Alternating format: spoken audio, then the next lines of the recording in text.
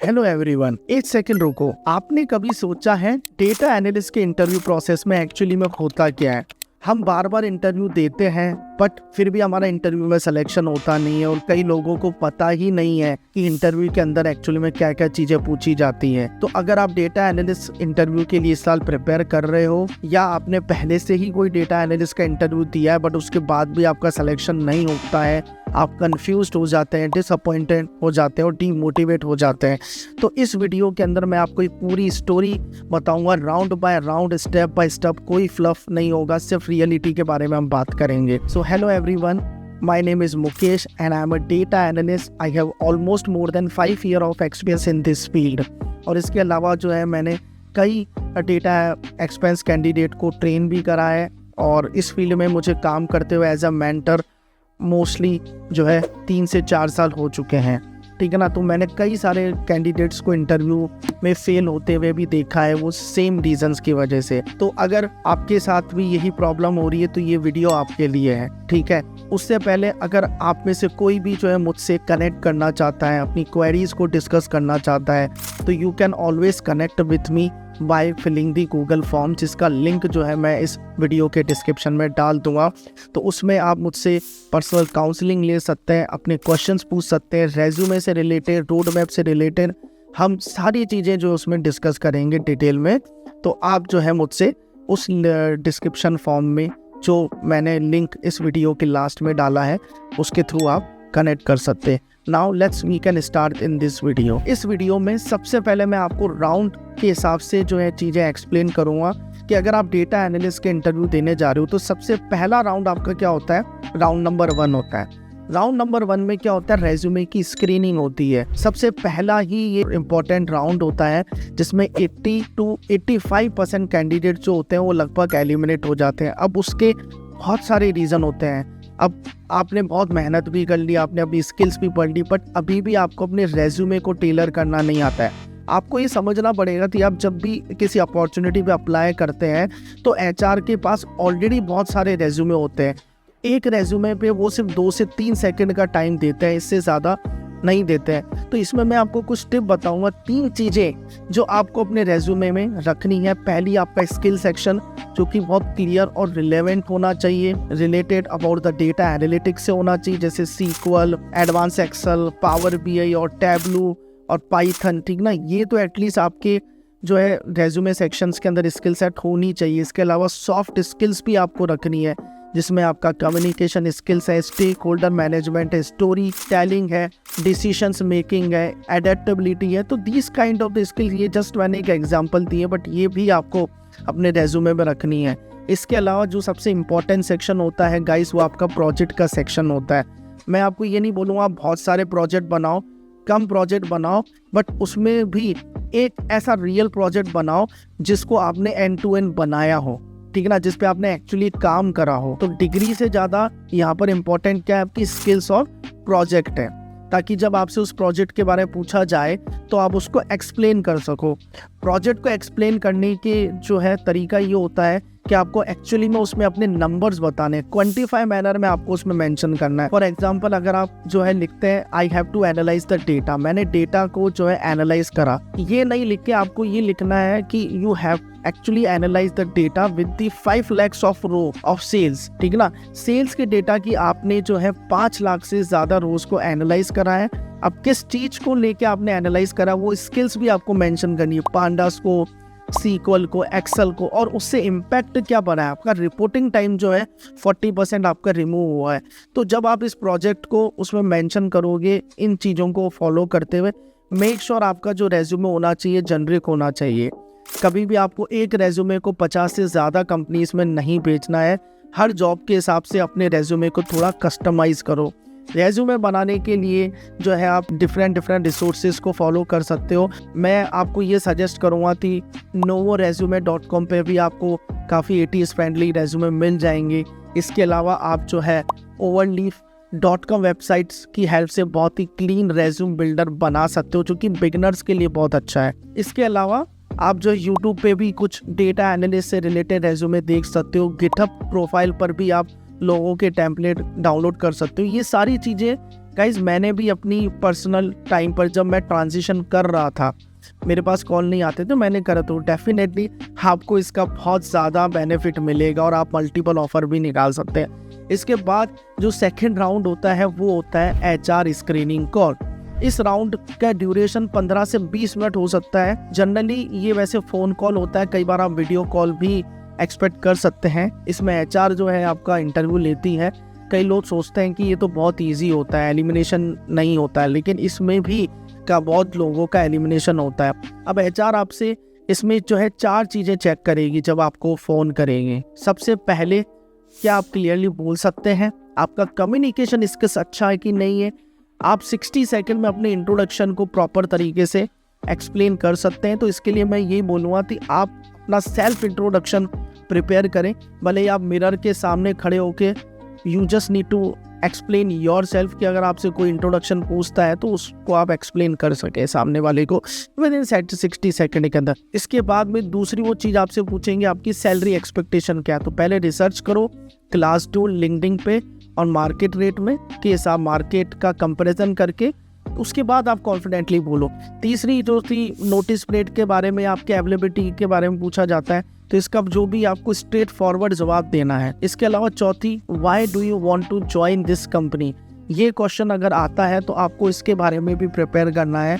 Companies की actually उसकी website पे जाके उसके CEO पेज को भी आपको थोड़ा समझना पड़ेगा और ये देखना पड़ेगा कौन कौन से प्रोडक्ट बनाती हैं, क्या क्या सर्विसेज में वो काम करती है, और अगर आप उस कंपनी में जा रहे हो तो आप उस कंपनीज को कैसे हेल्प कर सकते हैं।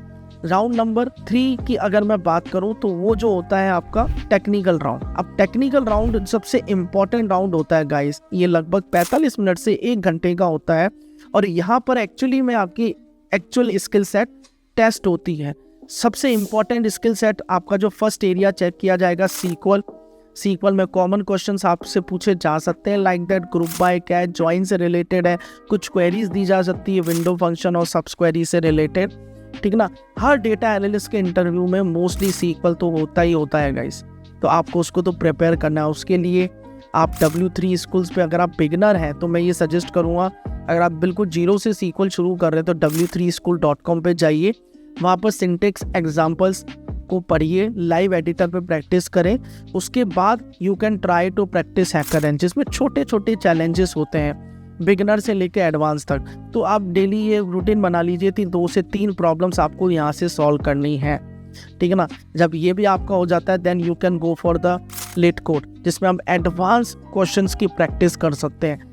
ट्रस्ट मी, अगर इन 2 प्लेटफॉर्म पर अब आप अच्छी प्रैक्टिस कर लेते हैं तो इससे बाहर आपके क्वेश्चंस नहीं आएंगे, ठीक है ना। तो प्रैक्टिस प्लान आपका यही रहेगा, W3 से सीखिए, हैकररैंक पर प्रैक्टिस करें और फिर लेट कोड पर आप टेस्ट करो अपने आप को। उसके बाद जो सेकंड नंबर का एरिया होता है पाइथन में आप कोई भी डेटा सेट को पिक कर सकते हो, क्लीन कर सकते हो with the help of the pandas, aggregate कर सकते हो और ये दिखाना आपको आना चाहिए। अब इसके लिए भी आप अगर आप एंट्री लेवल में प्रिपेयर कर रहे हैं तो मैं वही सजेस्ट करूँगा, W3 स्कूल्स पर आप बेसिक्स पढ़ सकते हैं पाइथन के, ठीक है ना।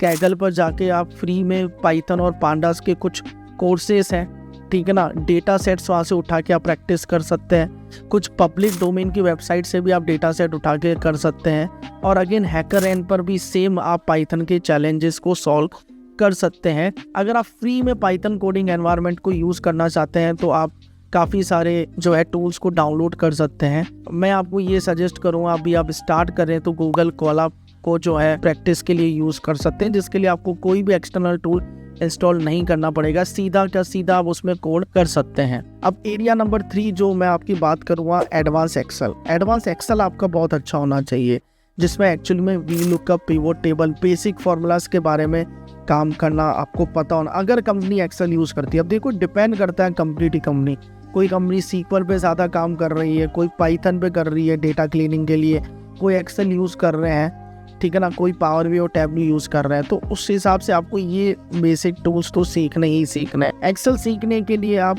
माइक्रोसॉफ्ट की ऑफिशियल वेबसाइट से भी आप एक्सेल सीख सकते हैं। exceljet करके वेबसाइट है जिसमें फॉर्मूलाज के शॉर्टकट्स जो है आप देख के प्रैक्टिस कर सकते हैं। chandu.org करके भी एक वेबसाइट है, ठीक है ना। इसके अलावा भी यूट्यूब पे काफ़ी सारे रिसोर्सेज हैं जिनको आप फॉलो कर सकते हैं एक्सेल पढ़ने के लिए। ये जब आपका राउंड 3 कंप्लीट हो जाता है। इस राउंड में मैं आपको एक बोनस टिप ये देना चाहूँगा कि इंटरव्यूअर जो है सिर्फ आपके आंसर को नहीं देख रहा है, वो ये भी चेक करेगा कि आपकी थिंकिंग कैसी है। इट इज़ ओके आप एक्यूरेट आंसर नहीं दे पा रहे हो, बट आपका थॉट प्रोसेस वो चेक करने की कोशिश करेगा। तो आपको हमेशा इंटरव्यू में इस टाइम पे चुप नहीं रहना है।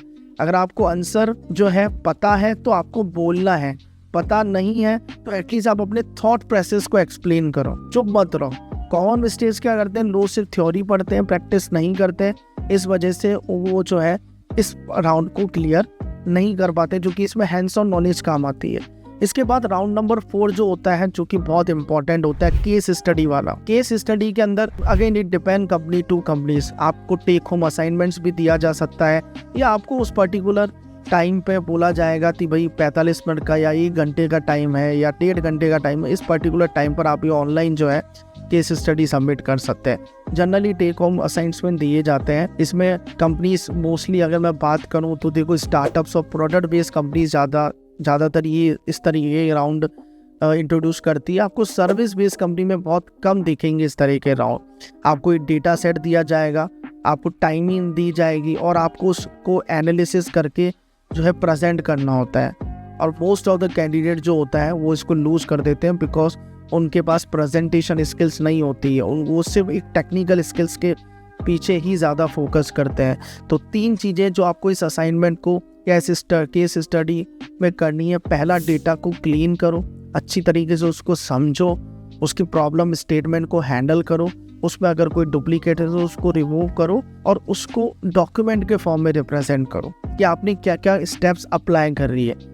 दूसरा, इनसाइट्स को निकालो, सिर्फ चार्ट मत बनाओ, हर चार्ट के अंदर आप एक लाइन ये लिखो कि ये चार्ट एक्चुअली में किस चीज़ को रिप्रेजेंट कर रहा है। इंटरव्यू को आपको इस तरीके से एक्सप्लेन करना है कि उसके पास जो है इस प्रोजेक्ट से रिलेटेड कोई भी नॉलेज नहीं और आप स्टार्टिंग से और स्क्रैच से उसको ये चीज़ एक्सप्लेन कर रहे हो।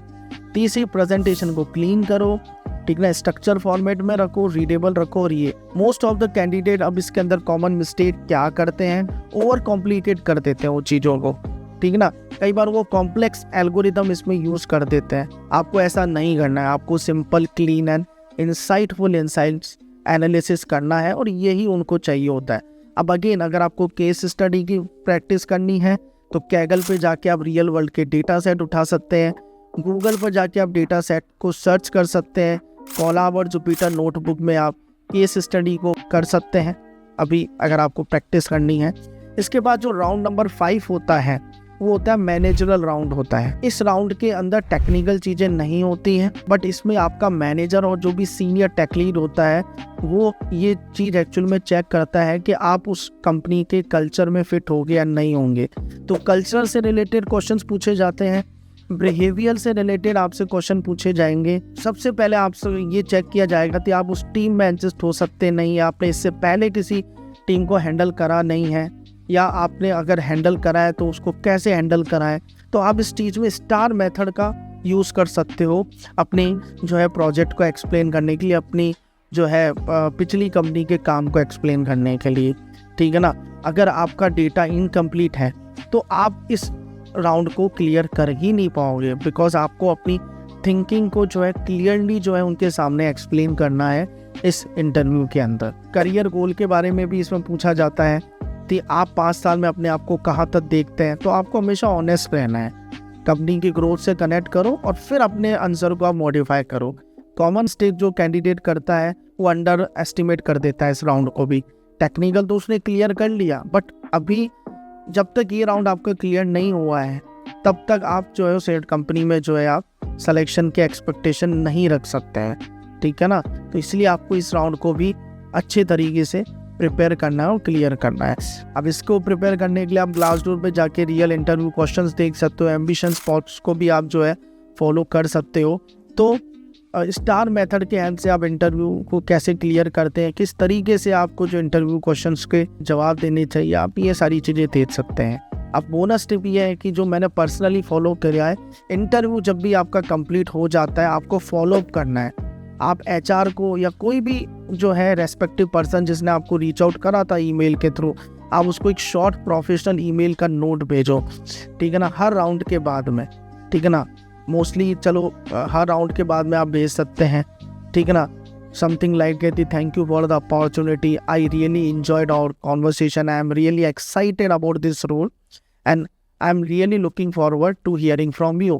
90% जो कैंडिडेट्स होते हैं वो ये चीज़ नहीं करते हैं। तो आप अगर उन 90% से में अपने आप को नहीं लाना चाहते हो तो आपको ये चीज़ करनी पड़ेगी।